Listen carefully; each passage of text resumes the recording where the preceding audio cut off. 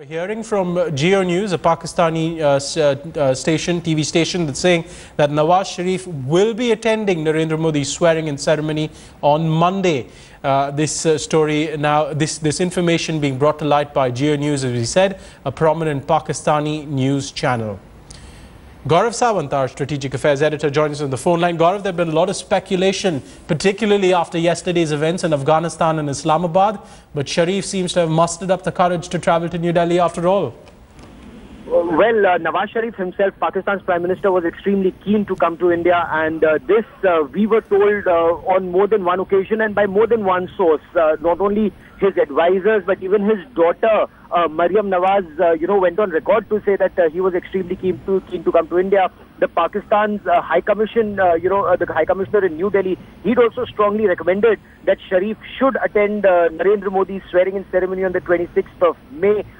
What we've also been told at this point of time through Geo News and other sources in Pakistan, despite the criticism, despite the objection by the ISI Army, Hafiz Saeed lobby, Nawaz Sharif has made up his mind.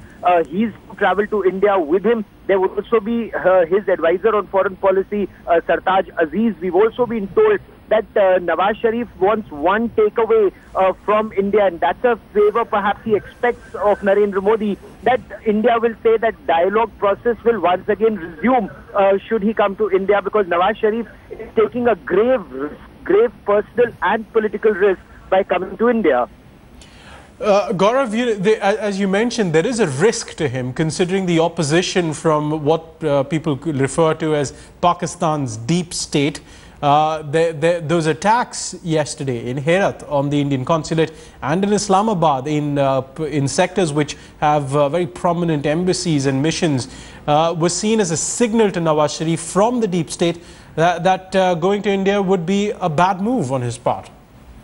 Well, the attack on on the Indian consulate in Herat, India was very cautious in its response. In fact, both India and Afghanistan's ambassador to India were very clear when they said that the source of this terror is beyond borders. There's a common border that India and Afghanistan share with the source of the terror. So indication was that Pakistan is that source of terror, but it was a very measured response from India. One had the Pakistani deep state perhaps thought that there'd be a lot of rhetoric from India, and with a robust Prime Minister who's seen as somebody who'd adopt a harsh stance against Pakistan, perhaps they expected some rhetoric. That did not happen.